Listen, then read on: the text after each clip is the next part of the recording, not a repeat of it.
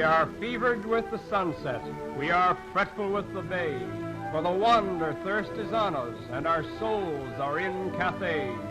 There's a steamer in the harbor, with her engines shot with fire, and our hearts have gone aboard her, for the island of desire.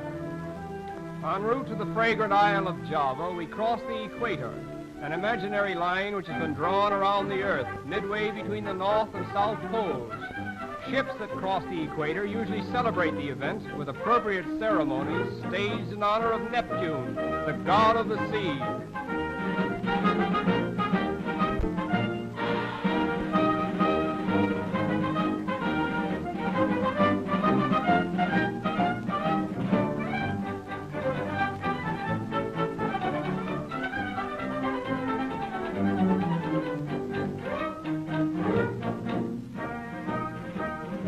Passengers who are crossing the equator for the first time are summoned to appear at the court of Neptune, where, with fiendish glee, Neptune's Chief Justice metes out punishment for the victims.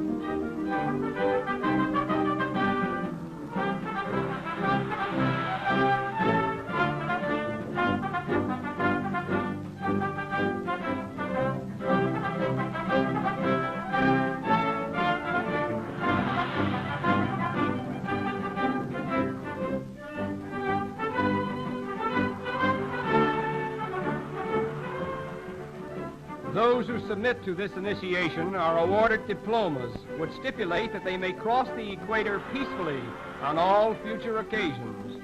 This particular ceremony, however, did not work out according to rule, for the usual routine was suddenly reversed, and the whole court of Neptune was most unceremoniously thrown into the tank.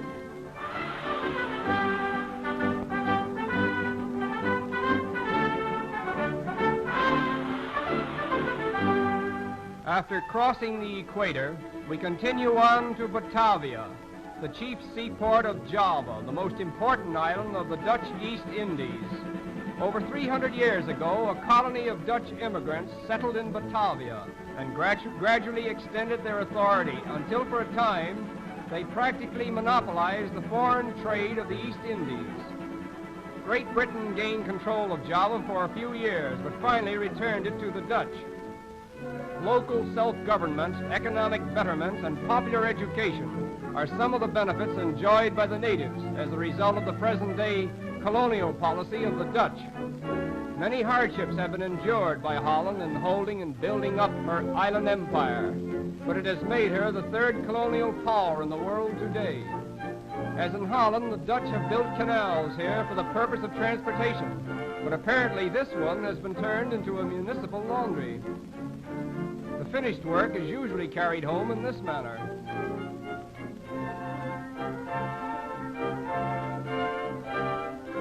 Practically every day in the week, this canal is thronged with men, women, and children washing clothes. And this may be one of the reasons why the Javanese are considered to be a clean and wholesome people. Here is where the fast colors of the Javanese batik are put to their severest test. The native Javanese dress is called a sarong. It is of a soft, velvety texture and comes in many varieties of color, but brown and old ivory is the combination which appears to be the most popular.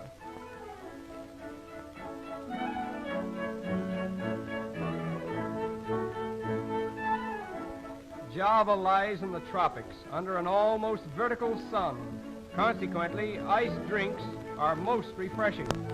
This drink is made of cracked ice, over which is poured a quantity of fruit juice.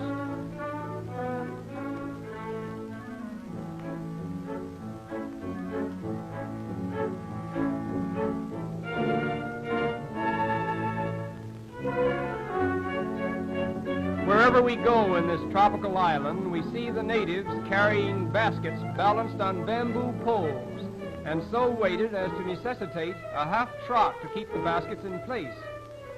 The chief occupation here is the cultivation of fruits and vegetables, which are carried to market in this manner. As in most Oriental countries, the native dead are usually carried through the streets like this.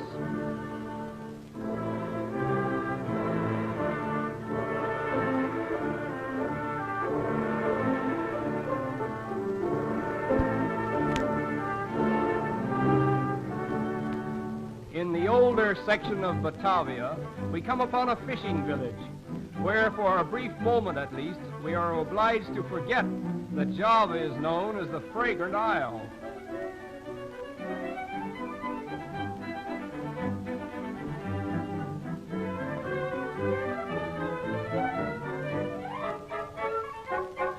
Very little meat is eaten in this country. Consequently, fish is one of the chief articles of diet.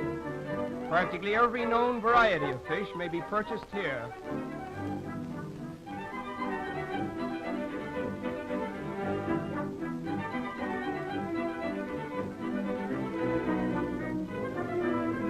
The great bulk of the population is distributed over the country in villages like this.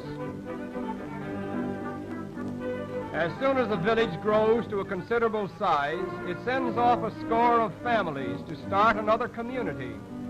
Incidentally, Java has a population of about 700 people to the square mile, which makes it the most densely populated island in the world. In spite of the tremendous population, however, food is plentiful, the elements are seldom extreme, and the people as a whole seem to be quite contented. The Botanical Garden at Buitenzorg is a veritable paradise for the traveler as well as the botanist. In this lovely garden are assembled beautiful specimens of plants and trees gathered from all parts of the world. A mild and even balance of rain and sunshine and a fertile soil have made Java a natural garden for the cultivation of nature's most delicate plant life. Situated in the very heart of this exquisite garden is the estate of the Governor-General. These giant lily pads have been known to support the weight of a small child.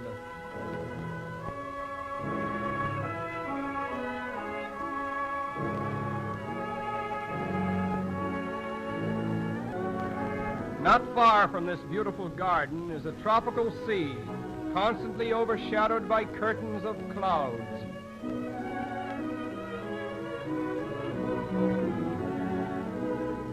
The breezes which blow from the island of Java waft an enticing fragrance to our ship as we reluctantly sail from its shores. And here we say farewell to the fragrant isle.